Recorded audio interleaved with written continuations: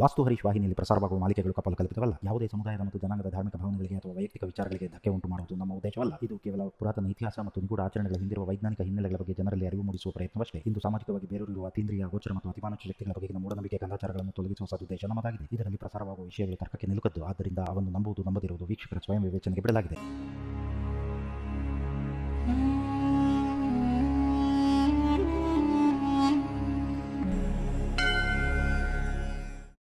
ಆ ನಿತ್ಯಾನಂದ ಹೇಳೋವಂತೆ ಇಲ್ಲಿ ಅಗ್ರಿಮೆಂಟ್ ಮಾಡಿಕೊಂಡು ಆಸ್ತಿನೆಲ್ಲ ಅವರ ಒಂದು ಟ್ರಸ್ಟ್ನ ಇದಕ್ಕೆ ಬರೆದ್ಬಿಡ್ಬೇಕು. ಆ ದೇಹವನ್ನು ತ್ಯಾಗ ಮಾಡಿದ ನಂತರ ಆ ಆತ್ಮ ಏನಿರುತ್ತಲ್ಲ ಅದರ ಪ್ರಯಾಣ ಪುನಃ ಕೆಲವು ವರ್ಷಗಳನ್ನು ಕಳ್ಕೊಂಡು ಅದು ಇಲ್ಲಿ ಜನ್ಮ ಎತ್ತತ್ತಲ್ಲ, ಆ ಜನ್ಮ ತಾಳಿದಾಗ ಅವರಿಗೆ ಪುನಃ ಪೂರ್ವಜನ್ಮಕ್ಕೆ ಕರ್ಕೊಂಬಂದು ಇದನ್ನೆಲ್ಲ ಎಕ್ಸ್ಪ್ಲೇನ್ ಮಾಡಿ ಅವರ ಆಸ್ತಿಯನ್ನು ಅವರು ಅನುಭವಿಸೋ ರೀತಿಯಲ್ಲಿ ನಾವು ಮಾಡ್ತೀವಿ ಅನ್ನೋ ರೀತಿಯಾದಂಥ ಒಂದು ಕಾನ್ಸೆಪ್ಟ್ ಕೊಟ್ಟಿದ್ದರು. ತುಂಬ ಜನ ತಮಾಷೆ ಮಾಡಿದ್ರು, ಆದರೆ ಅದು ನಿಜವಾಗ್ಲೂ ಇದೆ. ವೈಜ್ಞಾನಿಕ ಹಾದಿಯಲ್ಲಿ ಆಧ್ಯಾತ್ಮದ ಸೂತ್ರಗಳನ್ನು ಅನುಸರಿಸಿ ಮಾಡೋದಕ್ಕೆ ಸಾಧ್ಯ ಇದೆ ಆ ಥರದ್ದೆಲ್ಲ. The whole system of Agama, the science of Agama, which I think is very unique, and you brought it back. I had no idea about all these things before. Is there something like that possible within Hinduism where Agama elaborately describes this system. Okay. And one thing I want to tell, I worked with this system and I am 100% found to be true. So we can find a person in his next life? Yes. And that is one. Second, this whole system need to be revived in Hindu tradition also, which I am going to be doing. Okay. I will now propose a very provocative business strategy. We can do business like a smart lawyer can do smart lawyering. We can do business smart. Yes. This is a proposal which, according to Agama, once you revived this particular technique, should be available only to the Agama people, and it will create so much wealth. And the proposal is as follows. Some of you who are into venture capital and investment banking and so on, this will make you the richest man in the world, what I'm now going to tell you.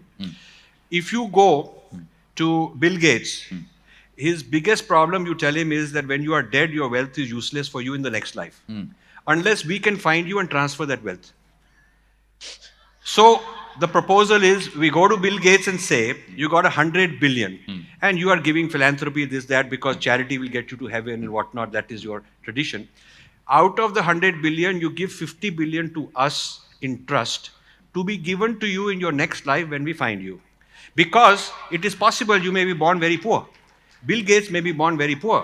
And Warren Buffett may be born in some African village, is very poor guy.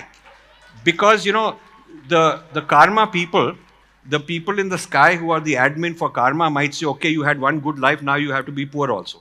So if we can, within the rules of the Agama, locate where Bill Gates is next time and give him at least 5-10 billion, he'll be much happier. So to do that, we form a trust management company. Normally, trust is formed to transfer your wealth to your biological offspring and all that. And these banks take a lot of commission and they pass it on to your kids and whatnot.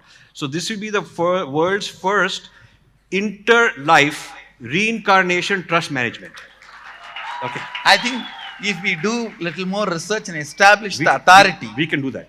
If it is possible. Yeah. So Sure. So right now, $40 trillion is owned by the world's richest 1% people. $40 trillion, which means when they are dead, it's gone kaput. They don't know if their kids are any good, not good. Some of it is taken by government here, there, whatever.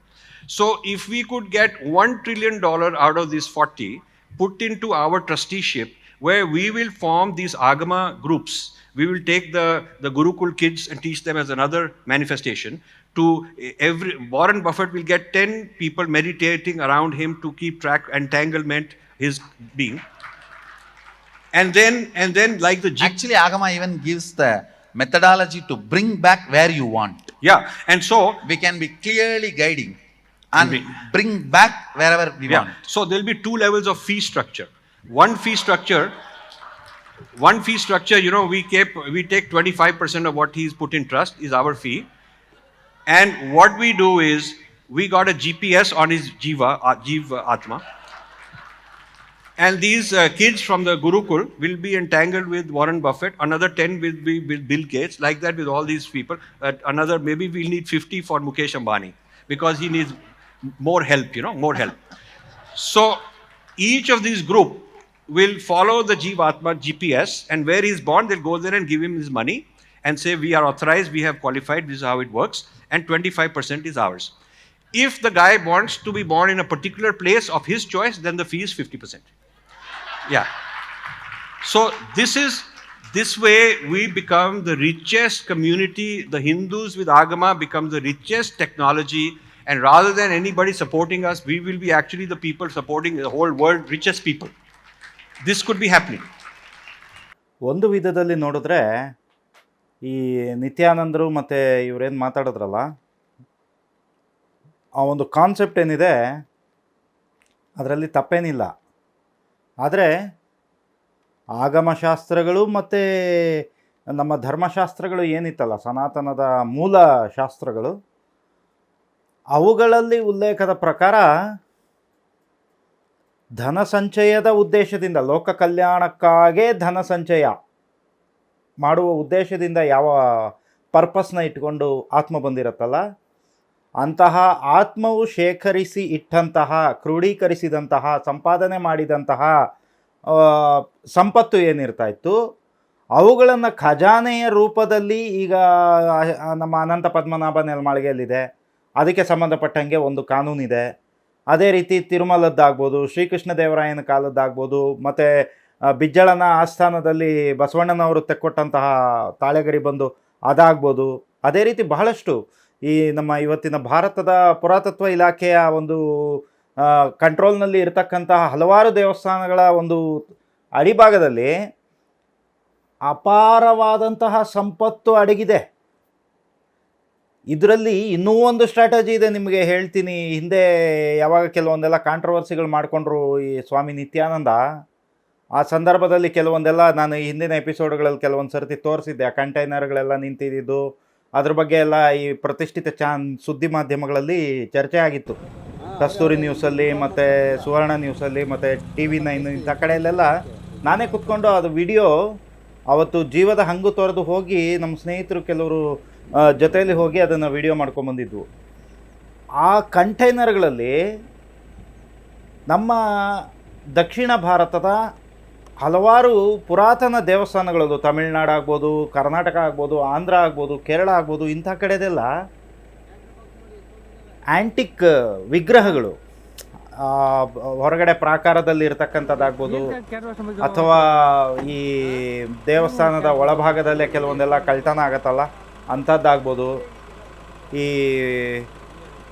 ಬಸ್ತಿಗಳು ಇರ್ತಾ ಇತ್ತಲ್ಲ, ಜೈನ ಬಸದಿಗಳು, ಆ ಬಸದಿಗಳಲ್ಲಿ ಕಳ್ತನ ಆದಂಥದ್ದಾಗ್ಬೋದು. ಈ ಥರದ್ದೆಲ್ಲ ಬಹಳಷ್ಟು ವಸ್ತುಗಳು, ಪದಾರ್ಥಗಳು ಆ ಕಂಟೈನರ್ಗಳಲ್ಲಿತ್ತು. ಅದನ್ನು ಎಲ್ಲಿಗೋ ಒಂದು ಕಡೆಗೆ ಸಾಗಿಸುವಂಥ ಉದ್ದೇಶದಿಂದ ಆತ ಇಟ್ಟಿದ್ದ. ಅದು ಲಕ್ಷದ್ವೀಪಲ್ಲಿ ಒಂದು ಐಲ್ಯಾಂಡ್ನ ಪರ್ಚೇಸ್ ಮಾಡಿ ಅಲ್ಲಿ ಮಾಡಬೇಕು ಅಂತಿದ್ದಿದ್ದು.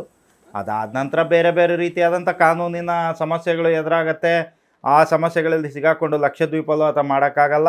ಬೇರೆ ಬೇರೆ ರೀತಿ ಯಾವುದೋ ಎಲ್ಲ everything happens for A reason ಅನ್ನೋ ರೀತಿ ಯಾವುದೋ ಒಂದು, ಅದು ಸಹ ದೈವದ ಉದ್ದೇಶ ಇರ್ಬೋದೇನೋ, ಆ ಥರ ಅವುಗಳನ್ನೆಲ್ಲ ಒಂದು ಸ್ಮಗ್ಲಿಂಗ್ ಅನ್ನೋ ಹೆಸರಲ್ಲಿ ಅವತ್ತಿನ ದಿನ ನಾನು ಹೇಳಿದ್ದೆ, ರೆಡ್ ಕಾರ್ನರ್ ಮಾಡಿ ಈತ ಖಂಡಿತ ದೇಶ ಬಿಟ್ಟು ಓಡೋಗೋ ಪ್ಲ್ಯಾನಲ್ಲಿದ್ದಾನೆ ಅಂತ. ಈ ರಸ್ತೆ ಅಗಲೀಕರಣ ಮಾಡ್ಬೇಕಾದ್ರೆ ಕೆಲವೊಂದು ದೇವಸ್ಥಾನಗಳೆಲ್ಲ, ಪುರಾತನವಾದಂಥ ದೇವಸ್ಥಾನಗಳು ಡೆಮಾಲಿಷನ್ ಮಾಡ್ತಾರೆ. ಅದಾದ ನಂತರ ಕೆಲವೊಂದು ದೇವಸ್ಥಾನಗಳು ಇದು ಹಳೇದಾಗೋಗಿದೆ, ಇದನ್ನು ರಿನೋವೇಟ್ ಮಾಡಬೇಕು ಅಂತ ಒಂದು ಕಮಿಟಿನ ರಚನೆ ಮಾಡಿ, ಪಾಪ ಆ ಕಮಿಟಿಯವ್ರಿಗೂ ಸಹ ಗೊತ್ತಾಗೋದಿಲ್ಲ.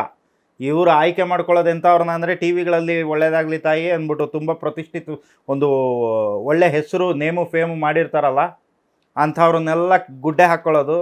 ಅವ್ರುಗಳಿಗೆ ಈಗ ಇದರಲ್ಲಿ ನೋಡಿದ್ರಲ್ಲ, ಆ ಥರ ಒಂದು ಪ್ರೋಗ್ರಾಮಿಂಗ್ ಮಾಡೋದು ಮೈಂಡ್ಗೆ. ನಿಮಗೆ ಇಪ್ಪಡಿ ಪಣ್ಣಿಡಂಗ, ಅಪ್ಪಡಿ ಪಣ್ಣಿಡಂಗ, ಹಂಗೆ ಮಾಡಿಬಿಡಿ, ಹಿಂಗೆ ಮಾಡಿಬಿಡಿ, ನಿಮ್ಗಿಷ್ಟು ಕೋಟಿ, ನಿಮ್ಗಿಷ್ಟು ಕೋಟಿ, ನಿಮ್ಮ ಟ್ರಸ್ಟ್ಗೆ ಇಷ್ಟು ಕೋಟಿ.